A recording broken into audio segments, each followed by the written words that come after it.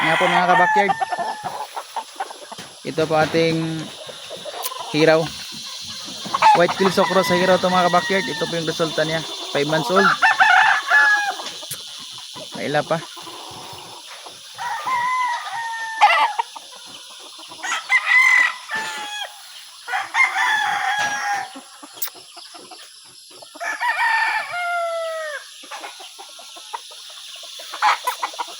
Ito po yung view natin dito mga kabakyard.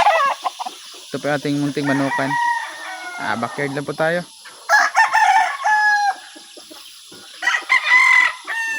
Kabakyard, flex ko lang mga kabakyard. Yan po yung white tail sokro sa hiraw mga kabakyard. Ito po yung resulta niya. Ayos na manok mga kabakyard.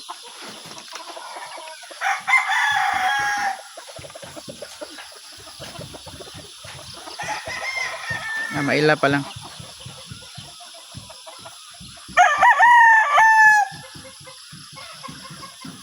Ito po yung bagong tali natin dito mga kabakyard. Ito yung mga cross sa super sweater mga kabakyard. Bagong tali rin to. 5 months old din. Doon sa kabila yung dalawa dyan. Ito yung pula. Cross sa super sweater mga kabakyard. Ito yung kapatid ng hiraw kabakyard. Yung nanay nila ito mga kabakyard, hiraw. Yung tatay nila white tail. So ito po yung kapatid ng hiraw natin.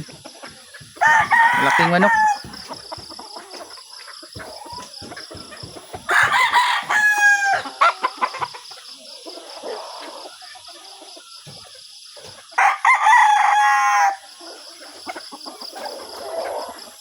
Dito po kabakyard, rinse natin ito dito.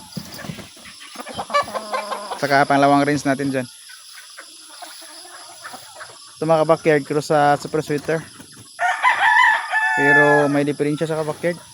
Parang kuba.